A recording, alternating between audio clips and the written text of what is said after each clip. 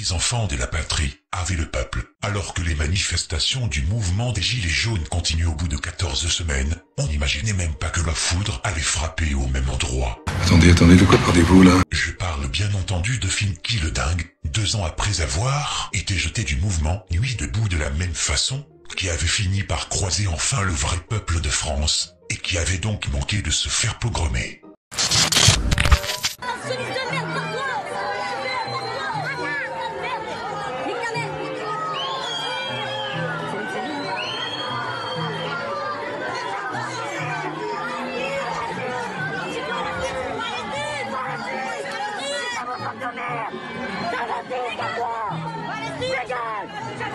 Enquête effectivement ouverte pour injure publique en raison de l'origine, l'ethnie, la nation, la race ou la religion d'une personne. C'est l'intitulé exact de ces investigations conduites sous le contrôle du procureur de Paris qui n'a pas attendu un dépôt de plainte, celui notamment annoncé de la LICRA, la Ligue contre le racisme et l'antisémitisme, et qui, dès ce matin, a confié la conduite de cette enquête à la police judiciaire parisienne, plus précisément à la brigade de répression de délinquance à la personne, la BRDP. J'ai ressenti une haine absolue, et ce n'est pas la première fois. J'aurais eu peur s'il n'y avait pas eu les forces de l'ordre, heureusement qu'elles étaient là. Ça m'étonnerait que ce soit des gilets jaunes d'origine, car je suis un des seuls intellectuels à avoir soutenu le mouvement à ses débuts. Je pense que je n'aurais pas subi ça sur les ronds-points. Peur non, pas vraiment, parce que très vite, j'ai vu les policiers s'interposer. Calmement, mais voilà. Et donc, les manifestants criaient derrière le cordon policier, mais ils n'avançaient pas vers moi.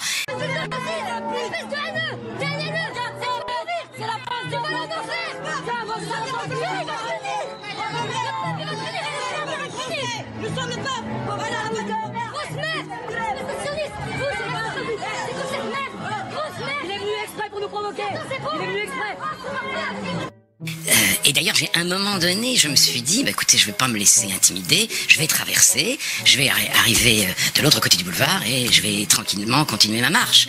Mais là, évidemment, je me suis dit, ça aurait été très inconsidéré de ma part. Mais j'ai pas vraiment eu le temps d'avoir peur. Il est nécessaire de réfléchir à ce qui s'est passé samedi, parce que ce qui s'est passé samedi est vraiment très, très important. D'habitude, en France, l'antisémitisme est un acte caché, honteux, nocturne. Souvent, on peut taguer une vitrine ou bien souiller un portrait, couper un arbre. On a vu ça il y a quelques jours, mais samedi, ça s'est produit au grand jour, en plein soleil. C'était filmé. Cet avocat, Arnaud Klarsfeld, rappelle qu'une forme d'antisémitisme a parfois été observée au sein des Gilets jaunes. Comme ces quenelles, un geste polémique vu comme un salut antisémite et popularisé par l'humoriste Dieudonné. Vous savez, j'ai entendu ce week-end des insoumis, des proches de Jean-Luc Mélenchon dire qu'ils n'ont aucune sympathie pour Alain Finkielkraut au motif qu'il a des positions pro-israéliennes très affirmées. On ne peut pas être d'accord, surtout avec Finkielkraut. On peut aussi penser qu'il va trop loin dans sa mise en cause des musulmans de France. On peut le critiquer, on peut s'opposer à lui dans le débat, on peut même estimer qu'il a dérapé bien trop souvent. Mais pour autant, Yves, cela n'autorise personne à le traiter de sale juif. On a vu la haine et on a vu aussi l'innocence de celui qui était insulté. Et donc du coup, cette scène d'antisémitisme, c'est très rare de la voir, d'entendre les insultes antisémites. C'est pour ça que ça choque. Mais bien sûr, bien sûr. Le complotisme, l'antisémitisme et la violence gangrènent une partie des Gilets jaunes et dénaturent leur mouvement social. Je l'avais constaté quand un antisémite notoire comme Dieudonné était accueilli à bras ouverts par des Gilets jaunes. Pour protester contre le regain d'antisémitisme, 14 partis ont appelé à se réunir mardi partout en France. On se dit mais c'est pas possible, pas en France, pas aujourd'hui. C'est pour ça que l'émotion est tellement vive encore ce matin. Nous n'en revenons pas d'avoir vu ce que nous avons vu. Et bien entendu, pour l'immense majorité des Français, nous refusons cela. Pardon, mais c'est bien de ça qu'il s'agit, et je le dis à ceux qui cherchent des excuses en expliquant que les propos étaient plus antisionistes qu'antisémites. Quand vous traitez quelqu'un de sioniste de merde et de sale race, pas besoin d'un dessin, ça revient à le traiter de sale juif. C'est-à-dire, qui sont ces gens? À quelle mouvance appartiennent-ils? Ça m'intéresse. J'aimerais le savoir. Vous n'avez pas porté plainte? Je n'aime pas rentrer dans ce genre de processus. Je n'aime pas ça. C'est pas bon. Voilà. Peut-être aurais-je porté plainte si on m'avait cassé la figure. On ne me casse pas la figure. Si la police fait une enquête, si le procureur lui-même engage des poursuites, c'est bien. Mais il y avait samedi autre chose. C'est que tous les antisémites, tous ceux qu'on a vus, avaient un gilet jaune sur les épaules. Alors, il ne s'agit pas de dire que tous les gilets jaunes sont des antisémites, bien sûr. Ça, ce serait stupide, idiot et insupportable. Mais tous les antisémites avaient un gilet jaune. Pourquoi? Comment Comment est-ce qu'on peut expliquer cela? En tout cas, parmi les manifestants, alors avec ou sans gilets jaunes, il y en a qui ont profité de l'occasion, oui, pour venir déverser leur haine anti-juif. Ça leur a donné une audience finalement, cette crise. Mais c'est vrai que depuis le début, en réalité, on entend des Macron Rothschild, Macron Youpin, ce sont des chants antisémites, des quenelles, des croix gammées sur le portrait de Simone Veil. On peut dire que j'ai été très surpris par l'ampleur que ça a pris et par le mouvement de solidarité qui s'est manifesté sur les réseaux sociaux et puis des hommes politiques m'ont appelé, etc. Maintenant, on sait que ce type d'injure n'est pas nouveau, que les violences antisémites ne datent pas d'hier.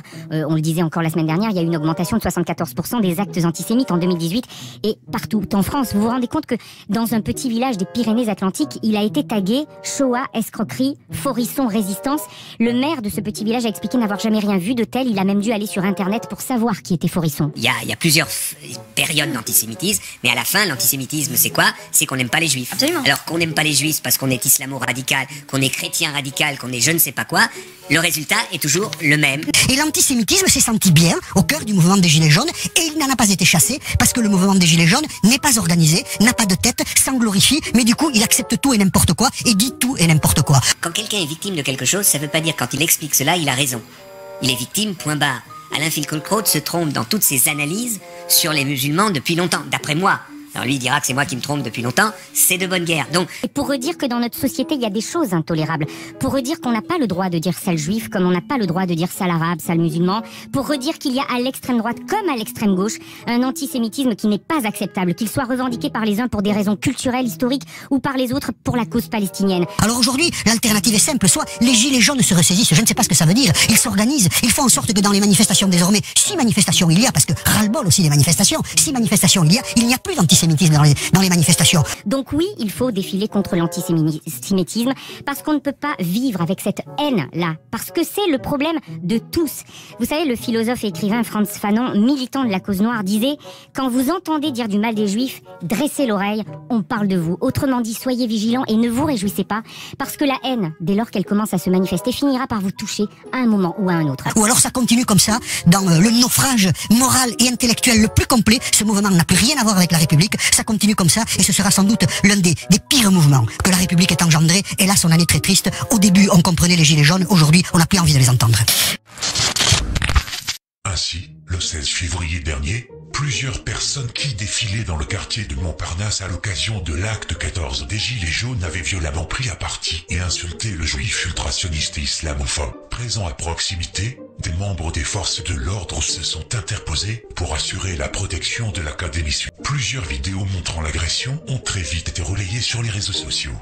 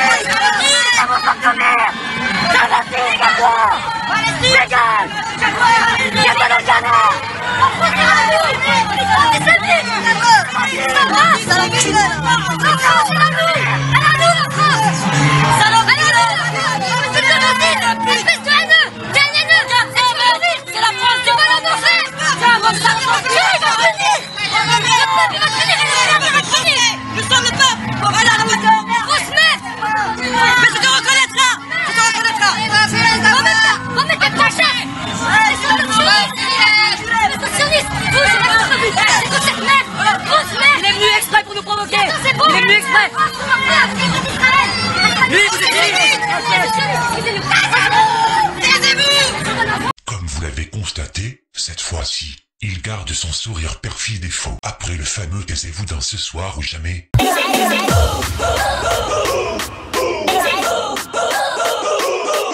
Après son gna gna gna pauvre conne, à nuit debout. Pauvre conne, pauvre conne. Cette fois-là, rien, il ne moufte pas, mais nulle surprise de ne pas se réjouir de la suite. Au lieu de se remettre en question et de s'indigner, Finky le dingue est allé comme d'habitude sur les plateaux télé ou autres médias pour venir pleurnicher et faire son festival de route spa. Et, si vous voulez, l'ambiance n'est pas celle des années 30, parce que, quand même, bon, mais c'est terrible. Parce que, quand vous êtes traité de juif, vous pouvez redresser la tête, et puis l'injure, vous pouvez la porter comme une couronne. C'est bien des idées à toi, ça. Moi je dirais plutôt une couronne dentaire, si tu vois ce que je veux dire. La majorité des dentistes pour chaque ville de France est juive, donc, vous vous y connaissez en matière de couronne. Sans déconner, tu vas continuer longtemps à gonfler ton melon comme ça? En parallèle, l'incident a bien sûr rapidement suscité une avalanche de réactions indignées au sein de l'exécutif. Vous pouvez vomir autant que vous voulez.